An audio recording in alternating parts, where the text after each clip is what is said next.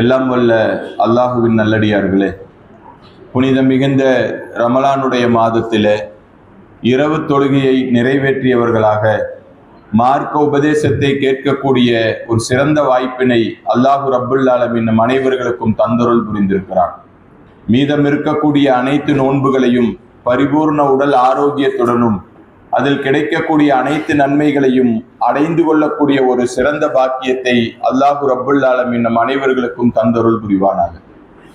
எல்லாம் வல்ல அல்லாஹுவின் நல்லடியார்களே, நபிகள் நாயகம் ஸல்லல்லாஹு அலைஹி வஸல்லம் நபித்தோழர்களோடு அமர்ந்திருக்கக்கூடிய சபையில சொர்க்கத்தை பற்றி பாடம் எடுக்கப்பட்டால் நபித்தோழர்கள் மகிழ்ச்சியாக அந்த நபிகளால் சொல்லக்கூடிய அந்த சொர்க்கத்தினுடைய இன்பங்களை ரசிப்பார்கள்.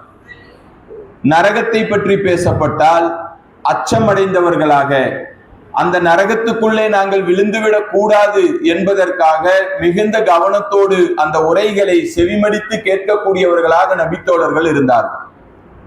அல்லாவின் தூதர் அவர்கள் மிக முக்கியமாக இது இரண்டுக்கு முன்னால் கபரை பற்றி பேசப்பட்டால், ஒரு மனிதர் மரணித்து அடக்கம் செய்யக்கூடிய அந்த கபருடைய வாழ்க்கையை பற்றி நபிகளால் பேசப்பட்டால் நபித்தோழர்கள் அழுகுவார்கள். எந்த அளவுக்கு என்றால், இமாம் புகாரி பதிவு செய்கிறார்கள், உஸ்மான் ரலியல்லாஹு அன்ஹு அவர்கள் தங்களுடைய தாடிகள் எல்லாம் நினையக்கூடிய அளவுக்கு அவர்கள் தேம்பி தேம்பி அழுகுவார்கள். நபித்தோழர்கள் கேட்பார்கள், சொர்க்கத்தை பற்றி நீங்கள் கேட்டீர்கள், நரகத்தை பற்றியும் நீங்கள் கேட்டீர்கள், ஆனால் கபருடைய வாழ்க்கையை பற்றி பேசப்படும் போது மட்டும் தாடிகள் நினையக்கூடிய அளவுக்கு கண்ணீர் வடிக்கிறீர்களே, என்ன காரணம்? உஸ்மான் ரலியல்லாஹு அன்ஹு அவர்கள் சொல்லக்கூடிய அந்த பதில் தான் இன்றைக்கு இந்த 20 நிமிஷத்துல நம்ம பெறக்கூடிய மிக முக்கியமான படிப்பினை. உஸ்மான் ரலியல்லாஹு அன்ஹு அவர்கள் சொல்வார்கள், இந்த கபருடைய வாழ்க்கையிலே மட்டும் ஒரு மனிதர் வெற்றி அடைவார் என்று சொன்னால், நாளை மறுமையினுடைய வாழ்க்கையில ஆகச் சிறந்த வெற்றியை ஒரு மனிதரால் அடைய முடியும். அது என்ன கபருடைய வெற்றி? நபிகள் நாயகம் ஸல்லல்லாஹு அலைஹி வஸல்லம் அவர்கள் சொல்லக்கூடிய செய்தி இமாம் புகாரி, இமாம் முஸ்லிம் சஹீஹான ரிவாயத்துகளாக பதிவு செய்யப்படுகிறது. அல்லாஹ்வுடைய தூதர் ஸல்லல்லாஹு அலைஹி வஸல்லம் அவர்கள் குறிப்பிடுகிறார்கள், ஒரு மனிதர் இந்த உலகத்திலே கண்டிப்பாக சக்கராத்தினுடைய அந்த நிலையை அடைந்தே தீர வேண்டும். வஜாஹ சக்கரத்துல் மௌத். அப்படி சக்கராத்தினுடைய வேதனையை ஒரு மனிதர் அடையும் போது, அந்த கடைசி கட்ட நிலையை அடையும் போது, இந்த உலகத்திலே அல்லாஹ்வுக்கும் அல்லாஹ்வுடைய தூதருக்கும் கட்டுப்பட்ட நல்ல மனிதராக இந்த உலகத்திலே வாழ்ந்திருப்பார் என்று சொன்னால், அவருடைய மரணத்தினுடைய நிலையை நபிகளார் குறிப்பிடுகிறார். சக்கராத்தினுடைய நிலையில இருப்பார், படுத்திருப்பார். அல்லாஹ் ரப்புல் ஆலமீன் அவருடைய கண் பார்வை எட்டக்கூடிய தூரத்தில அழகான வெண்மையான ஆடை உடுத்தியவராக, பார்ப்பதற்கே முகங்கள் எல்லாம் பிரகாசமான தோற்றம் அளிக்கக்கூடியவராக மலக்குல் மௌத்தை அல்லாஹ் ரப்புல் ஆலமீன் கொண்டு வந்து நிறுத்துவார். அந்த நல்லடியார் சக்கராத்துல படுத்திருப்பாரா, அந்த மலக்குல் மௌத் அவர்களை பார்த்த உடனே சொல்லக்கூடிய வார்த்தை, அல்லாஹ்வுடைய சாந்தியும் சமாதானமும் உங்களுக்கு உண்டாகட்டும். அவர்கள் சொல்வார்கள், அல்லா தஹாஃபு, நீங்கள் கவலைப்படாதீர்கள், வலா தஹஸனு, நீங்கள் அச்சப்படாதீர்கள், வபிஷ்ருல் பில் ஜன்னah, வாக்களிக்கப்பட்ட சொர்க்கம் உங்களுக்கு உண்டு. எந்த சந்தர்ப்பத்துல, எந்த நேரத்துல இந்த சுப செய்தியை அவர்கள் பெறுகிறார்கள்? மரணிக்கக்கூடிய கடைசி தருணத்துல கண் எதிராக இருக்கக்கூடிய மலக்குல் மௌத் இந்த ஒரு அழகான ஒரு வார்த்தையை அந்த நல்லடியாருக்காக மலக்குல் மௌத் பதிவு செய்கிறார்கள் என்று சொன்னால், இப்படிப்பட்ட ஒரு பாக்கியத்தை அல்லாஹ் ரப்புல் ஆலமீன் நமக்கு தர வேண்டும். அந்த மலக்குல் மௌத் அந்த நல்லடியாரிடத்திலே பேசுவார்கள், உங்களுடைய உயிரை கைப்பற்ற வந்திருக்கிறோம், அல்லாஹ் உங்களை சந்திக்க விரும்புகிறார். இந்த நல்லடியார் என்ன பதில் சொல்வார் தெரியுமா? நானும் அல்லாஹ்வை சந்திக்க விரும்புகிறேன். மலக்குல் மௌத் இப்போது அவருடைய உடலிலே இருந்து உயிரை கைப்பற்றுவார்கள். நபிகளார் சொல்கிறார்கள், அந்த உயிரை கைப்பற்றக்கூடிய நல்லடியார்களுடைய உடலிலே இருந்து உயிரை கைப்பற்றக்கூடிய தருணம் எப்படி இருக்கும்னா, ஒரு தோல் பையில இருந்து ஒரு தண்ணியை அப்படியே ஒரு கப்பை விட்டு மெத்துறோன்னு வைங்க, எவ்வளவு இலகுவான முறையில அந்த தோல் பையில இருந்து அந்த தண்ணீர் வெளியே வருமோ, அது போல இலகுவான முறையில நல்ல அடியாரனுடைய உடலிலே இருந்து அந்த உயிரை கைப்பற்றுவார்கள். கைப்பற்றினா நறுமணம் வீசக்கூடிய உயிராக இருக்கும், அப்படியே நல்ல வாசமாக சொர்க்கத்திலே இருந்து பட்டாளான ஒரு துணியை மலக்குள் மௌத் கொண்டு வருவார்கள். அந்த துணியில நல்லடியாருடைய உயிரை அப்படியே வைத்துக் கொண்டு வானத்துக்கு எடுத்து செல்வார்கள்.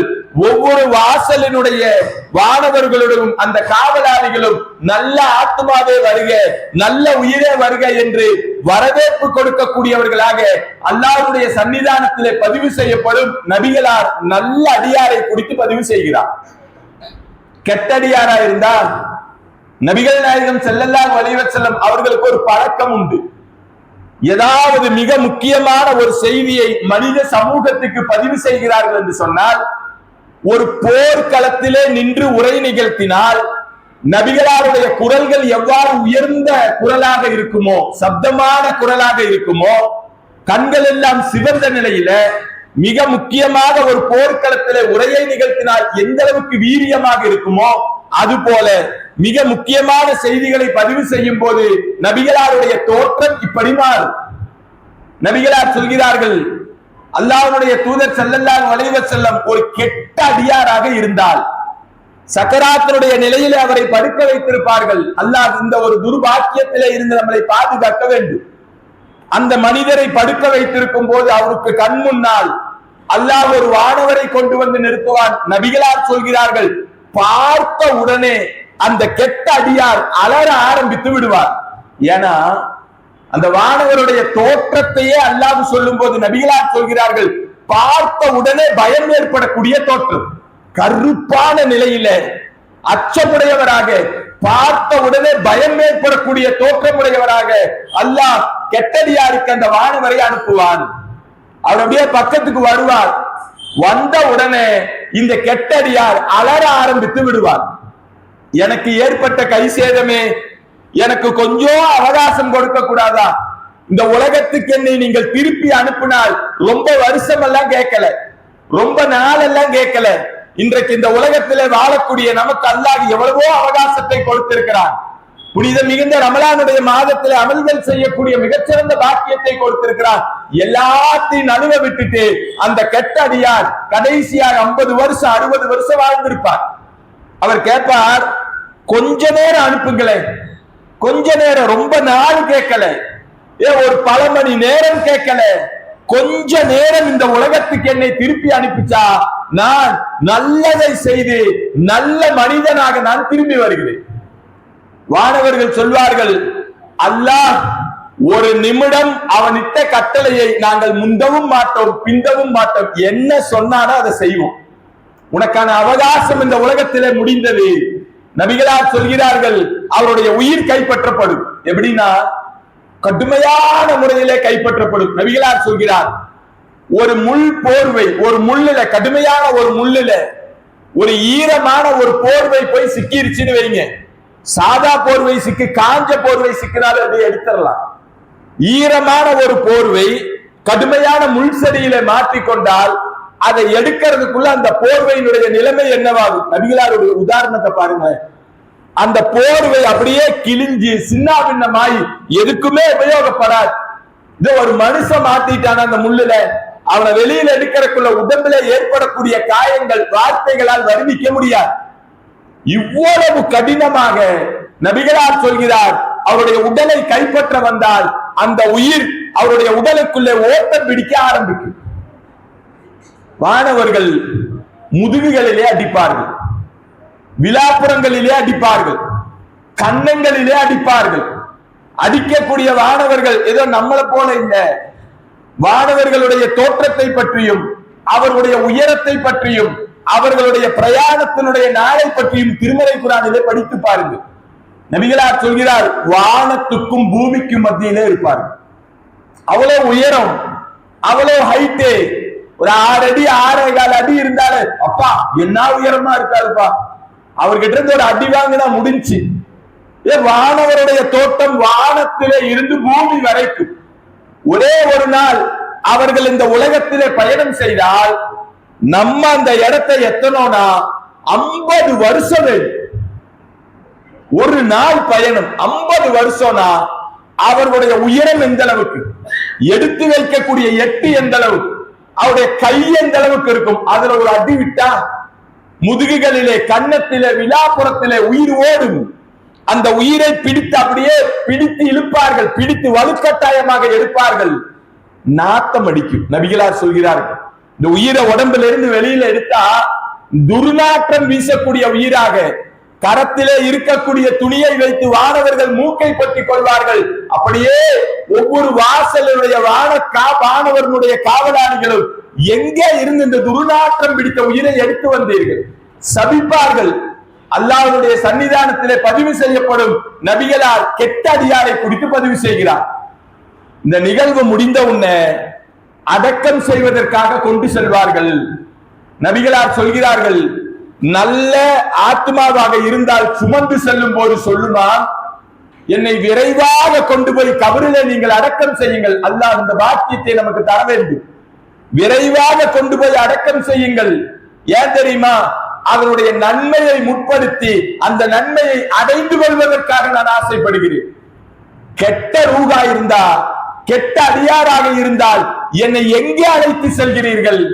கொஞ்சம் அவகாசம் தரக்கூடாத புலம்பக்கூடிய உயிராக கொண்டு போய் அடக்கம் செய்யப்படும். நபிகளார் சொல்கிறார்கள், கபரில நடக்கக்கூடிய அந்த சப்தத்தை, ஒரு மனிதன் அடையக்கூடிய அந்த சித்திரவாதையை நான் உங்களுக்கு கேட்க செய்ய வேண்டும் என்ற ஆசை எனக்கு உண்டு. ஆனா நான் அதை கேட்க செஞ்சுட்டேன்னு வைங்களேன், இந்த உலகத்திலே யாருமே கபருக்குள்ள மனுஷனை அடக்க மாட்டீங்க, வெளியிலேயே வச்சுட்டு அப்படியே போயிருவீங்கிறார். அவ்வளவு வேதனை கபரிலே கொடுக்கப்படும். என்ன வேதனை?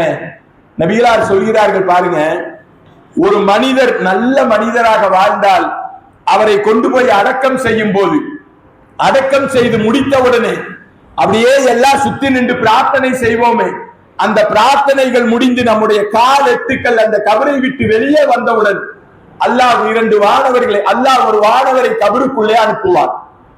நல்லடியாராக இருந்தால் அவரை எழுத்து அமர வைத்து, உன்னுடைய இறைவன் யார், உன்னுடைய வேதம் எது, உன்னுடைய மார்க்கம் எது, உன்னுடைய தூதர் யார், கேட்கக்கூடிய 4 கேள்விகளுக்கும் கபரிலே நல்லடியார் பதில் சொல்வார். அல்லாஹ் அந்த பாக்கியத்தை தரும். சொல்லி முடித்த உடனே அந்த வானவர்கள் சொல்வார்கள், இந்த கபரிலே நீங்கள் புது மாப்பிள்ளையை போல உறங்குங்கள். காலையிலும் மாலையிலும் சொர்க்கத்தினுடைய இன்ப காற்றுக்கள் அந்த கபருக்குள்ள வீசப்படும். கபரு விரிவாக்கப்படும், கபரு வெளிச்சமாக்கப்படும்.